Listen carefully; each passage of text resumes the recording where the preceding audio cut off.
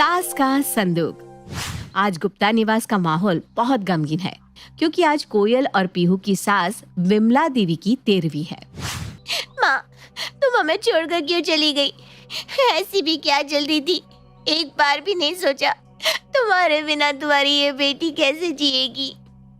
अपने आप को संभालो मयूरी। देखो माँ जी जहाँ भी होंगी ना, जरूर तुम्हें देख रही होंगी। अगर तुम ऐसे ही रोती रहोगी तो उनकी आत्मा को कितनी तकलीफ पहुंचेगी। माँ जी को गए 13 दिन हो गए हैं। अब उन्हें याद करके आंसू बहाना बंद कर दो, मोह माया से आजाद कर दो उन्हें, तभी तो उनकी आत्मा दूसरे लोक में शांति से रह पाएगी। कोयल अपनी ननद मयूरी को दिलासा दे रही थी, तभी मयूरी के पति मुकुल का फोन बजने लगता है। हेलो, कौन बोल रहा है? जिज्जी हमें छोड़कर चली गई। जिज्जी एक बार अपने छोटे से तो मिल लेती, हमारे अरमान तो दिल में ही दबे रह गए। देखिए आप शांत हो जाइए। अब ईश्वर की मर्जी के आगे किसी की कहाँ चलती है। हम भी माँ के जाने से बहुत दुखी हैं, लेकिन क्या कर सकते हैं। वैसे माफ़ कीजिए, हमने आपको पहचाना नहीं। अरे बेटा, हम तुम्हारे मामा लगते हैं। विमला जिज्जी के मामा के साले के बेटे हैं हम। अच्छा, हम शायद पहले कभी मिले नहीं है ना। माँ ने कभी बताया नहीं आपके बारे में, इसीलिए मैं आपको पहचान नहीं पाया। हम तो जिज्जी को उनका हिस्सा देना चाहते थे। जब आखिरी बार मिले थे ना, तो उनसे वादा किया था उनकी अमानत को जीवन भर संभाल कर रखेंगे। बरसों बाद जब मुझे जिज्जी का हिस्सा वापस लौटाने का ख्याल आया तो मैंने उनका पता निकालने की कोशिश की, और तभी हमको पता चला कि जिज्जी तो हमें छोड़कर चली गई। हाय, अपनी अमानत तो लेती जाती। अरे एक बार देख भर लेती कि उनकी अमानत को कैसे संभाल कर रखे हुए हैं, तो हमारे मन को सुकून मिल जाता। अब हम जीजी का हिस्सा ज्यादा दिनों तक अपने पास नहीं रखना चाहते। क्या पता कब हमारा भी बुलावा आ जाए। ऊपर जाकर हमें भी तो जीजी को जवाब देना होगा ना। क्या मम्मी का हिस्सा और आप उसे लौटाना चाहते हैं? अच्छा ठीक है मामा जी, अब परेशान मत होइए, आप यहाँ आ जाइए। जो भी माँ का हिस्सा था, कानूनन तो अब उस पर मेरा ही अधिकार हुआ ना, तो आप वो हिस्सा मुझे दे सकते हैं। अच्छा ठीक है बेटा, मैं जीजी का हिस्सा लेकर तुम्हारे घर आ जाता हूँ। तुम जीजी का हिस्सा ले लो तो हम भी भार मुक्त हो जाएं। अरे भैया, किसका फोन था?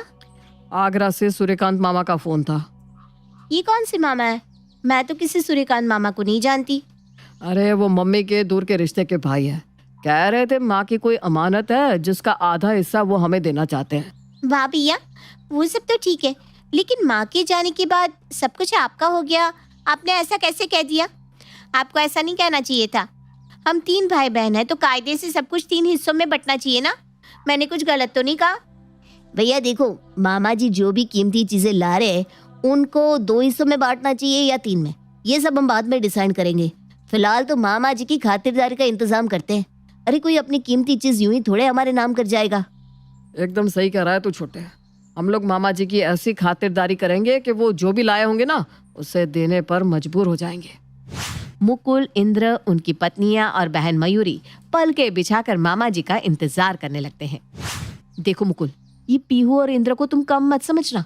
मामा जी के आते ही वो दोनों पूरा जोर लगाएंगे कि मामा जी उनके पक्ष में हो जाए, और जो भी लाखों का माल वो लाए वो सब पीहू के हत्थे चढ़ जाए। लेकिन हमें भी पीछे नहीं हटना है। अगर इस समय हम कमजोर पड़ गए ना, तो सारा माल हमारे हाथ से निकल जाएगा। बिल्कुल ठीक कह रही हो तुम। देखो ना कैसे माँ के हिस्से की बात सुनकर मयूरी भी फटाफट अपना हिस्सा लेने के लिए सामने आ गई। माँ के जाते ही बड़े भाइयों का लिहाज भी खत्म हो गया। अब तो उसे भी घर में बराबरी की हिस्सेदारी चाहिए। देखो मुकुल, मामा जी आगरा के एक छोटे से गांव से आ रहे हैं। अगर हम उन्हें कुछ अच्छे कपड़े गिफ्ट कर दे तो कैसा रहेगा? बहुत बढ़िया। मैं ऐसा करता हूँ, एक बढ़िया कश्मीरी पश्मीना मंगा लेता हूँ और इम्पोर्टेड सिल्क का कुर्ता पजामा भी ले आता हूँ। जैसे ही मामा जी घर में घुसेंगे, तुम थाली सजाकर उनकी आरती करना, और फिर मैं कुर्ता पजामा और शॉल देकर उनका स्वागत करूंगा। फिर तुम देखना, मामा जी तो मुरीद हो जाएंगे हमारी मेहमान नवाजी के। और वैसे भी तुमने सुना होगा ना, first impression is the last impression. हम अपना पहला इम्प्रेशन इतना जोरदार रखेंगे कि उसके बाद इंद्र और मयूरी चाहे जो भी लेकर आए, मामा जी हमारा पाला छोड़कर कहीं नहीं जाने वाले। अरे पतिदेव, प्लान तो आपने बहुत फुल प्रूफ बनाया है। लेकिन ये पश्मीना और इम्पोर्टेड कपड़े की कीमत पता है आपको? इतना पैसा आएगा कहाँ से? अभी माँ जी की 13वीं में पैसा लगाया है, अब अचानक से ये रुपया कहाँ से लाएंगे? एक पश्मीना शॉल कम से कम 10,000 का आएगा। इम्पोर्टेड कुर्ता पजामा भी 5,000 6,000 से कम में नहीं मिलेगा। अरे वो जो बचत करके महीने के खर्च के पैसे रखे हैं ना, उनमें से ही निकाल लो। एक बार अगर मामा जी खुश हो गए ना, तो हमें लखपति बनने से कोई नहीं रोक पाएगा। फिर तो हमारी चांदी ही चांदी है। महीने के खर्च के बचे हुए पैसों से ही मुकुल और कोयल मामा जी के लिए तोहफे खरीद कर लाते हैं। 2 दिन बाद दोपहर के 3 बजे दरवाजे पर दस्तक होती है। लगता है मामा जी आ गए। मैं आरती की थाली लेकर आती हूँ, आप जल्दी से गिफ्ट वाला बैग लेकर आइए। मयूरी जाकर दरवाजा खोलती है तो देखती है कि सामने सफेद रंग का कुर्ता पजामा पहने हुए एक बुजुर्ग आदमी खड़े हुए हैं, जिनके हाथ में एक बड़ा सा पुराना संदूक भी है। लगता है मामा जी इस संदूक में जरूर कुछ कीमती सामान लेकर आए हैं, जो वो माँ जी को देना चाहते थे। अरे मामा जी लाइए लाइए, आपका ये सामान मैं उठा लेती हूँ, बहुत भारी होगा ना? अरे नहीं नहीं, वैसे ज्यादा भारी तो नहीं है, फिर भी तुम्हारी इच्छा है तो ठीक है, तुम्हें उठाकर अंदर ले चलो। अरे कोयल, कहाँ रह गई तुम? जल्दी से आरती की थाल लेकर आओ ना। मयूरी सारे नंबर बढ़वा लेगी और तुम थाली सजाते रह जाओगी। मयूरी, तुम मामा जी का सामान लेकर अंदर चलो। और मामा जी आप जरा यहाँ रुकिए, पहले मुझे आपकी आरती तो उतार लेने दीजिए। आखिर पहली बार आप हमारे घर आ रहे हैं। अरे बेटा आरती, इस सब की क्या जरूरत थी भाई, बड़े संस्कारी बच्चे हैं जी जी के, मानना पड़ेगा। कूट कूट के संस्कार भरे हैं जी जी ने बच्चों में। दिल खुश हो गया तुम सबको देखकर। ये लीजिए मामा जी, मैंने कश्मीर से ये शॉल स्पेशली आपके लिए मंगवाई है। ओरिजिनल पश्मीना है। ये मेरी और कोयल की तरफ से आपके लिए एक छोटी सी भेंट। और ये ना सिल्क का कुर्ता पजामा है, आपको जरूर पसंद आएगा। अरे बेटा, इतना सब कुछ लाने की क्या जरूरत थी भाई, हम तो बिल्कुल निशब्द हो गए तुम लोगों के प्यार के आगे। क्या बोले कुछ समझ में ही नहीं आ रहा। जीते रहो, खुश रहो, आबाद रहो, खूब फूलो फलो। मामा जी अपने जोरदार स्वागत से बहुत खुश थे। खुशी खुशी वो जाकर सोफे पर बैठ जाते हैं और कुछ ही देर में छोटी बहू पीहू तरह तरह के नाश्ते लाकर टेबल पर सजा देती है। मामा जी देखिए, मैंने आपके लिए क्या क्या बनाया है। ढोकला, इडली, समोसे, पकोड़े, पोहा। अगर कुछ छूट गया हो ना तो बता दीजिएगा, मैं वो भी बना दूंगी। अरे बेटा, मैं अकेला इतना सब कैसे खा पाऊंगा? तुमने तो पहले ही 2-3 दिन का नाश्ता एक साथ बना दिया। देखो अब और कुछ बनाने की जरूरत नहीं है, तुम बस यहाँ कर बैठो और हमारे साथ नाश्ता करो। अरे मामा जी, अभी तो बस नाश्ता बना है, अभी तो खाने में आपके लिए बहुत अच्छे अच्छे व्यंजन बन रहे हैं। अरे बेटा, इतना परेशान होने की क्या जरूरत थी, हम तो कुछ भी खा लेते हैं। हमारे लिए इतना परेशान होने की जरूरत नहीं है। देखो तो दोनों भैया कैसे मामा जी को मस्का लगाने में लगे हुए हैं। अरे इन दोनों ने तो ऐसे मामा जी का स्वागत किया है जैसे मामा जी सारी दौलत इन्हीं के ऊपर लुटा कर जाने वाले हैं। कोई बात नहीं भैया, आज की बाजी तो आप दोनों जीत गए, लेकिन कल मैं बताऊंगी कि मयूरी क्या चीज़ है। अगले दिन। अरे मामा जी कहाँ हैं आप? जल्दी देखिए मैं आपके लिए क्या लेकर आई हूँ। अरे बेटा, अब तुम क्या लेकर आ गई? देखिए मामा जी, ठंडी का मौसम है और आप ये चप्पल पहने रहते हैं, आपको सर्दी लग गई तो ये लीजिए, मैं आपके लिए बढ़िया जूते लेकर आई हूँ। इन जूते में आपके पाँव हमेशा गर्म रहेंगे और आपको ठंड भी नहीं लगेगी। अरे वाह वाह वाह बेटा, बहुत सुंदर जूते हैं, बहुत बढ़िया, बहुत बहुत धन्यवाद तुम्हारा। अरे मामा जी, इसमें धन्यवाद जैसी कौन सी बात है? आप हमारी माँ का हिस्सा देने के लिए यहाँ आए हैं, ऐसे में हमारा भी तो आपके प्रति कुछ फर्ज बनता है या नहीं? अच्छा, अब तुम इतना कह रही हो तो लाओ, ये जूते हमें दे दो, हम पहन लेते हैं। सच्ची हमें बहुत पसंद आए जूते, बहुत सुंदर है बेटा। अच्छा बेटा, हमें यहाँ आए 2 दिन हो गए, हम सोच रहे हैं कल की गाड़ी से वापस लौट जाएं। अरे मामा जी, अभी तो बस 2 ही दिन हुए हैं, ऐसे हम आपको नहीं जाने देंगे। अरे हमें भी थोड़ी आपकी खातिरदारी का मौका दीजिए, आप कौन सा रोज रोज यहाँ आने वाले हैं? अरे बेटा, तुम लोगों का प्यार देखकर जाने का मन तो मेरा भी नहीं कर रहा, लेकिन मेरा छोटा बेटा है ना, उसके पास कोई नौकरी नहीं है, बस उसी की चिंता में दिमाग बड़ा परेशान रहता है। सोच रहा हूँ जाकर अपने किसी पुराने मित्र से उसकी नौकरी के लिए सिफारिश कर दूँ। बस एक बार उसको कहीं नौकरी मिल जाए तो मेरी सारी चिंता दूर हो जाए।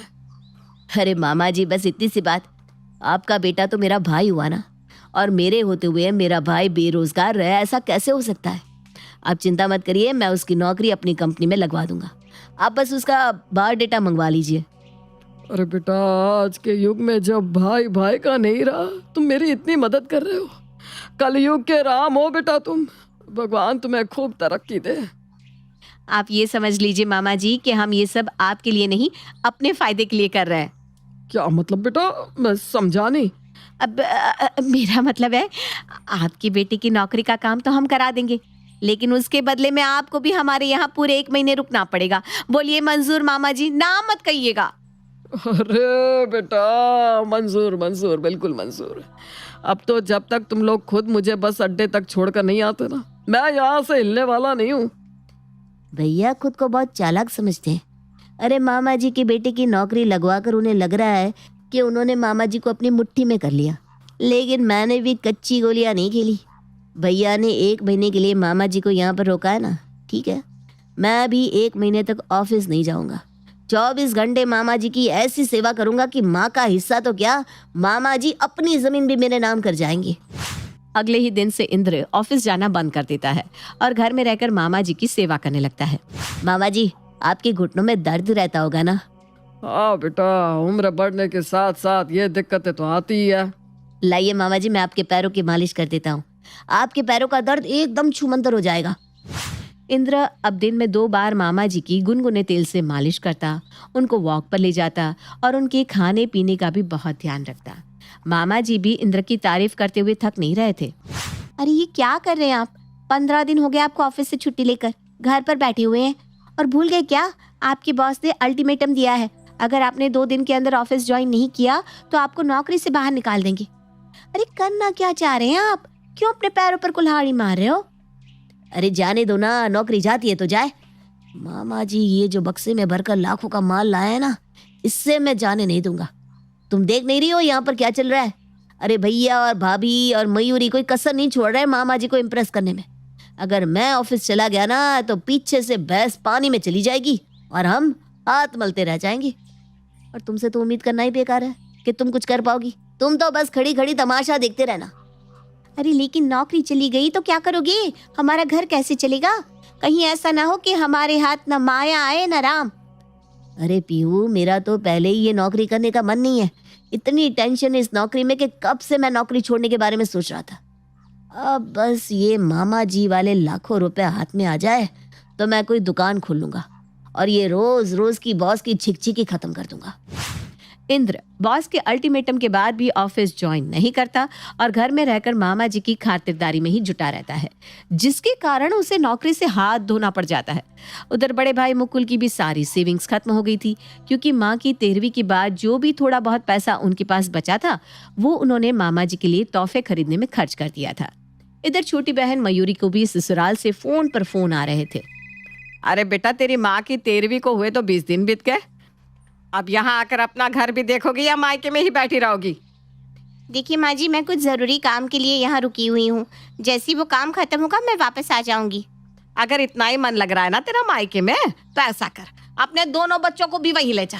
अजीब बेशर्म लड़की हो तुम, खुद जाकर मायके में बैठी हुई हो और अपने दोनों बच्चों को यहाँ मेरे पास छोड़ रखा है।